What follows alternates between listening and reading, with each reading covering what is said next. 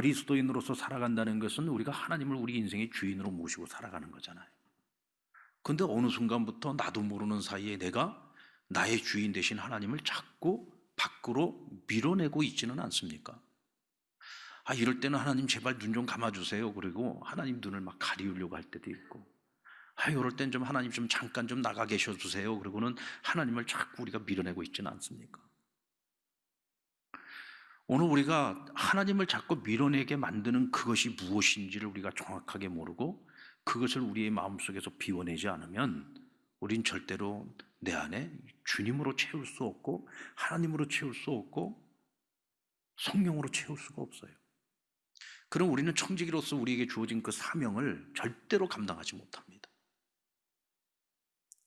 오늘 본문에는 자기 인생의 모든 주도권을 하나님께 내어드리고 철저하게 자기에게 주어진 사명만을 생각하면서 아주 짧고 굵은 인생을 살았던 한 사람의 이야기가 나옵니다. 그의 별명은 빈들의 사람, 광야에 외치는 소리. 우리가 말로만 들어도 참 선지자의 냄새가 물씬 풍기지 않습니까?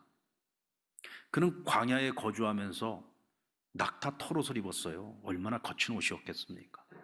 허리에는 가죽띠를 띠고 그가 먹는 음식이라고 하는 것은 메뚜기와 석청이 전부였습니다. 그는 그곳에서 사람들에게 회개할 것을 외치면서 자신에게 찾아오는 사람들에게 세례를 베풀었습니다. 그래서 사람들은 그 사람의 이름을 부를 때 세례 요한이라고 불렀습니다. 이 세례 요한은 굉장히 투명한 사람이었습니다. 자신이 누구인지를 절대로 사람들에게 감추지 않았어요. 밝히 드러냈습니다. 사람들은 이 세례 요한을 보면서 혹시 저가 우리를 구원하러 오시는 그리스도가 아니냐, 그런 생각들을 가지고서 기대감을 가지고 그를 바라보는 이들도 많이 있었습니다. 그러나 요한은 그들에게 분명히 말합니다. 나는 그리스도가 아니다. 나는 그리스도께서 오시는 그 길을 준비하기 위해서 먼저 온 사람이다. 나는 그의 신들매를 풀 만한 능력도 없는 사람이다. 나는 너희들에게 물로써 세례를 주고 있지만 그가 오시면 성령과 불로써 너희에게 세례를 베풀 것이다. 내가 여기에 온 이유가 무엇인지 정확하게 알고 있었고 또 사람들이 그것을 감추지 않았어요. 사람들이 자신을 바라보면서 어떤 기대를 가지고 있든지 그 기대가 자신의 소명과 달랐을 때에는 가차없이 그것은 아니라고 분명하게 말했습니다. 나의 사명이 무엇인지를 정확하게 알고 있었고 그 길을 걸어가기 위해서 그는 철저하게 자기를 비우고 살아가는 인생이었던 거죠. 그래서 하나님께서는 여자가 낳은 자들 중에 이보다 큰 자가 없다고 말씀하셨고 선지자들보다도 오히려 더 큰 자라고 말씀해 주셨습니다. 왜냐하면 그가 맡은 사명은 인간이 맡은 사명 중에 가장 큰 사명이었기 때문이죠. 어떤 사명입니까? 인류를 구원하러 오시는 그리스도에 오시는 길을 준비하는 사명이었습니다. 그리고 그 사명을 단 한순간도 잊지 않고 사명을 끝까지 감당했던 사람입니다. 2020년을 살고 있는 오늘 우리도 주님께로부터 세례 요한이 오시는 그리스도를, 그분이 오는 그 길을 준비하는 사명을 받았던 것처럼 오늘 우리에게도 하나님 그 사명을 주셨어요. 우리에게 어떤 사명을 주셨습니까? 2020년 전에 세례 요한은 인류를 구원하러 오시는 예수 그리스도를 맞이하기 위해 그 오시는 길을 준비했다면 오늘 저와 여러분은 세상을 심판하시기 위해서 이 땅에 다시 오실 재림하시는 예수 그리스도에 오시는 그 길을 준비해야 될 사명이 있는 것입니다. 같은 사명이죠. 기다리는 사명이고 준비하는 사명입니다. 우리가 어떻게 하면 그 사명을 잘 감당할 수 있을까? 저는 오늘 그것을 세례 요한을 통해서 함께 배워보고자 합니다. 요한은 세상의 욕망을 비움으로써 하나님의 말씀으로 자기를 채웠습니다. 누가복음 3장 2절 말씀을 우리 같이 한번 읽어볼까요? 시작. 안나스와 가야바가 대제사장으로 있을 때에 하나님의 말씀이 빈들에서 사가랴의 아들 요한에게 임한지라. 왠지 이 말씀이 풍기는 뉘앙스가 뭔가가 좀 있는 것 같지 않습니까? 당시의 종교인으로서 최고 지도자의 위치에 있었던, 가장 높은 지위를 가지고 있었던 사람은 대제사장입니다. 당시의 대제사장은 안나스와 가야바라고 하는 인물이었는데 그들이 그와 같은 사회적인 지위와 또 직책을 가질 수 있었던 것은 백성들이 바라볼 때 그래도 이 사람들은 하나님과 가장 가까운 사람이고 또 또 하나님의 말씀을 가장 잘 들을 수 있는 사람이라고 생각을 했기 때문이죠. 그래서 그들에게 종교 권력을 주었던 겁니다. 그런데 왜 하나님께서는 그들에게 찾아와서 말씀을 주시지 않고 빈들에 나가 있는, 전혀 그때까지만 하더라도 아무런 존재감도 없었던 제사장 사가랴의 아들 요한에게 찾아오셔서 그 말씀을 주셨을까요? 근데 여러분, 하나님께서 찾아와서 주신 이 말씀은요, 400년 만에 찾아온 말씀이었어요. 말라기 선지자를 끝으로 해서 하나님께서 400년 동안을 이스라엘 백성들, 자기 백성에게 침묵하셨습니다. 그 침묵을 깨트리고 하나님께서 찾아오셔서 직접 주신 말씀. 근데 이 말씀을 왜 대제사장들에게 주지 않고 이 한낱 보잘것없는 광야 빈들에 거하고 있는 요한에게 주셨느냐 하는 겁니다. 대제사장들은 제도권 안에 있는 종교인들이었다면 세례 요한은 제도권이 아니라 제도권 밖에 있었던, 누구도 주목하지 않았던 인물입니다. 근데 왜 요한이었을까? 여러분, 요한은 아비야 반열의 제사장 사가랴의 독자였습니다. 사가랴는 이미 너무 나이 늙어가지고 자식을 가질 수 없는 나이였는데 하나님께서 가브리엘 천사를 통해서 아이를 주실 것을 약속하셨고, 이 아이는 오시는 메시아에 오시는 그 길을 준비할 자라고 사명까지도 약속을 주셨죠. 그가 처음에는 믿지 못했지만 하나님께서 분명한 사인과 증거를 통해서 믿음을 갖게 하셨고, 그 약속대로 세례 요한은 예수님보다 6개월 먼저 태어나게 됩니다. 근데 이 아이가 자라면서 강하여지고, 그리고 그가 장성하면서 빈들로 나가 하나님의 말씀을 받고 사명을 감당할 준비를 하게 된 것입니다. 그는 제사장의 아들이었습니다. 여러분, 제사장이라고 하는 이 직책은요, 아버지가 제사장이면 이 아들은 하자가 없으면 제사장직을 자연스럽게 물려받을 수가 있었어요. 제사장직을 물려받는다는 이야기는 무슨 얘기냐면 유대 사회에서 사회적 종교적 지위를 얻게 되는 겁니다. 그리고 영향력을 미칠 수 있는 위치에 서게 되는 거고요. 경제적으로 보면 굉장히 안정된 삶을 보장받을 수가 있었고요. 풍요로운 삶을 살아갈 수 있었습니다. 이것을 내가 쟁취해서 얻는 게 아니에요. 그는 제사장 사가랴의 아들로서 그 모든 것들을 자연스럽게 물려받을 수 있는 자격이 있었습니다. 근데 요한은 그 모든 것들을 다 버렸습니다. 세상의 영광을 다 버리고 빈들로 나아간 거죠. 빈들은 사람이 살 수 없는 곳입니다.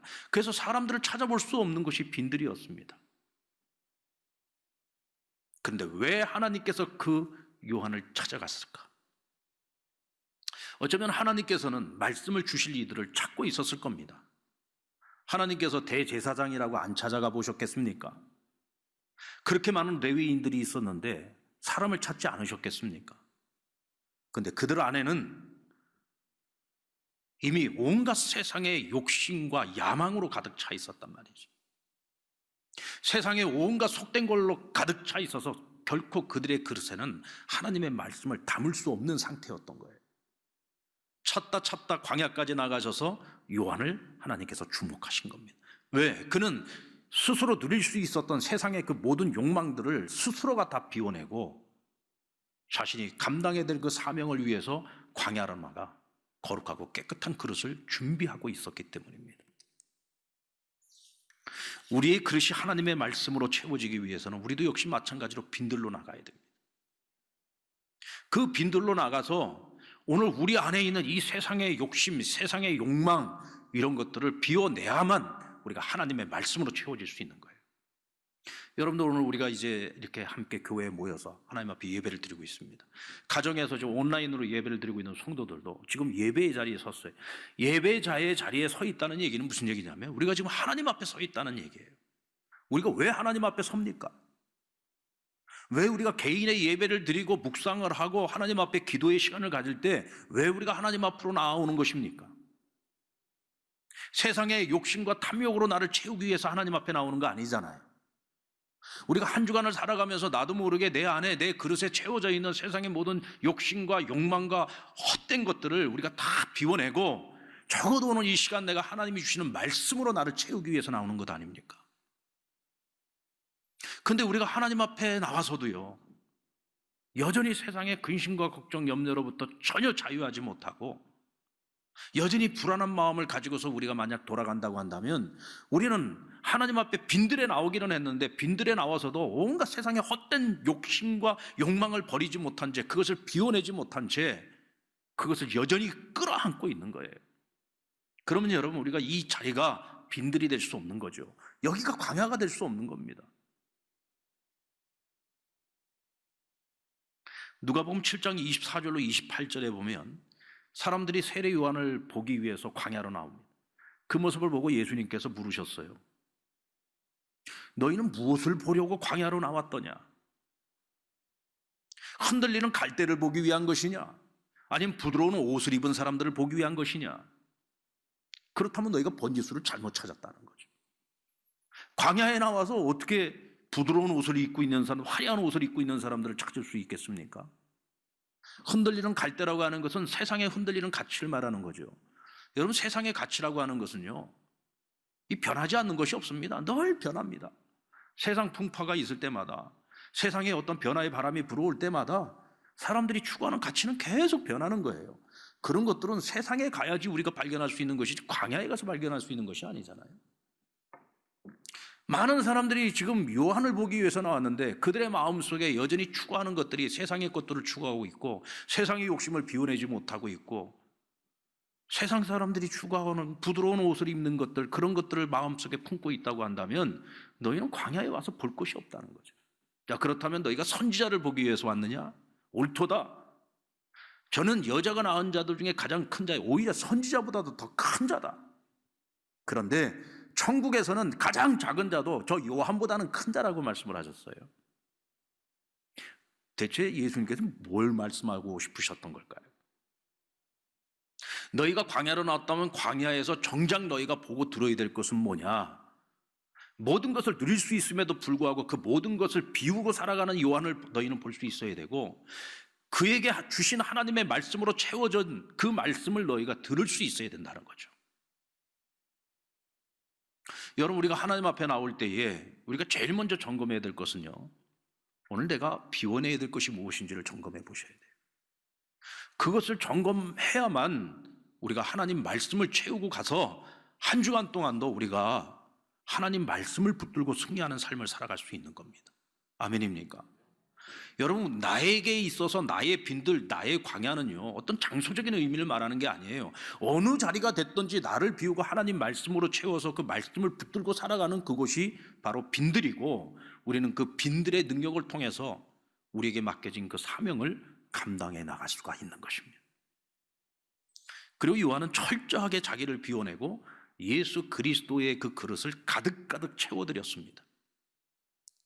아무런 희망도 소망도 없던 그 절망의 시대에 세례 요한이 어느 날 하나님의 말씀을 가지고 나타난 겁니다. 마치 혜성과 같이 나타났죠. 당대 슈퍼스타였습니다. 그래서 많은 사람들이 그를 보면서 기대했어요. 혹시 저가 그리스도가 아닐까 기대했습니다. 많은 사람들이 광야로 나와서 그 앞에서 회개하고 세례를 받기도 했습니다. 많은 사람들로부터 주목을 받았죠. 지지를 얻고 있었습니다. 그런데 여러분, 그는 사람들이 자기를 지지할 때 그거에 힘입어서 자기를 빛내려고 하지 않았습니다. 오히려 철저하게 자기를 비하시켰죠. 나는 내 뒤에 오시는 분 그리스도의 신발끈도 제대로 풀 수 없는 지극히 연약한 자다. 내가 존재하는 이유는 오직 그를 위한 것이라는 거죠. 그래서 사람들의 시선을 나 세례 요한이 아니라 그리스도께로 향하도록 만들었단 말이에요. 나에게 찾아오는 것이 아니라 그리스도께 사람들이 찾아갈 수 있도록 그 길을 열어준 겁니다. 아멘입니까?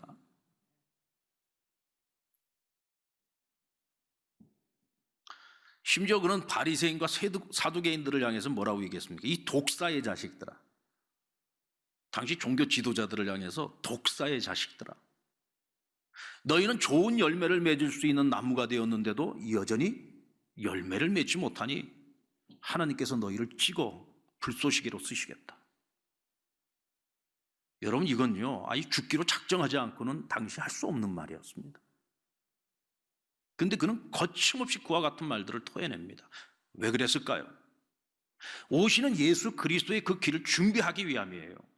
이 백성들로 하여금 회개의 열매를 가지고 변화된 삶을 통해서 오시는 예수 그리스도를 맞이하기에 부족함이 없도록 그들을 정결케 만들었던 겁니다. 그래서 회개의 복음을 전했던 거예요. 세례 요한이 전하고 있는 이 회개는요, 우리가 그냥 입술로만 고백하는 죄의 고백이 아닙니다. 한 주간 내내 죄 짓고 주일날 교회 와가지고 하나님 용서해 주세요, 용서해 주세요. 여러분, 이런 입술의 회개가 아니에요. 너희가 회개에 합당한 열매를 맺으라고 했어요. 그러니까 사람들이 묻습니다. 그럼 우리가 어떻게 해야지 됩니까? 너희가 옷이 두 벌이 있느냐? 그러면 옷이 없는 자들에게 나누어 주라고 했어요. 세리들에게는 뭐라고 했습니까? 너희가 부과해야 할 것 외에는 절대로 사람들에게 거두지 말아라. 심지어는 군인들에게도 뭐라고 합니까? 사람들의 것을 강탈하지 말고 거짓으로 고발하지 말고 받는 급료로 족한 줄 알아라. 이게 무슨 얘기입니까? 입술의 회개가 아니라 너희의 삶이 변해야 된다는 거예요. 회개에 합당한 열매, 이전처럼 살지 말라는 겁니다. 너희가 회개하고 난 이후에 이전처럼 살지 말라는 거예요. 너희가 불의를 행하였다면 이제는 정의를 행하고 살라는 겁니다. 너희가 지금까지 거짓되게 살아왔다면 이제부터는 정직하게 살라는 거예요. 그와 같은 사람들이 오시는 예수 그리스도를 맞이할 수 있다는 겁니다. 너희의 마음을 정결하게 하고 너희의 마음을 거룩하게 하며 그분이 오시는 그 길을 기다리라는 것이죠. 이것이 요한의 역할이었습니다. 그는 그 일을 처음부터 끝까지, 그래서 한순간도 자신이 빛나는 것을 원치 않았어요. 여러분, 사람은 1인자가 되기를 원하지 2인자 되는 거 원치 않습니다. 주연이 되고 싶지 조연 역할 하고 싶어 하지 않아요. 근데 여러분 잘 생각해 보십시오. 2인자가 있어야 1인자가 있는 거고요. 조연이 있어야 주연이 있는 겁니다. 2인자가 잘해가지고 1인자가 빛이 나면은요, 2인자도 주목을 받게 돼요. 조연이 잘해가지고 주연이 빛나게 되면은 조연도 빛을 받게 됩니다. 세례 요한은 단 한 번도 자신을 빛내려고 한 적도 없었고 세상의 영광을 추구한 적도 없었어요. 사람들로부터 유명해지기를 원치 않았습니다. 2인자의 역할, 조연의 역할에만 충실했어요. 근데 하나님께서는 예수 그리스도의 복음이 전파되어지는 곳마다 세례 요한이 행하였던 그 사명, 그 사역을 하나님께서는 알리시고 그를 하늘의 별과 같이 빛나는 존재로 세워주셨습니다. 사랑하는 여러분, 믿음의 사람들이 하나님의 일꾼으로 끝까지 그 사명을 감당한 사람들을 보면은요, 어떤 경우에도 하나님의 영광을 자기가 가로채지 않아요.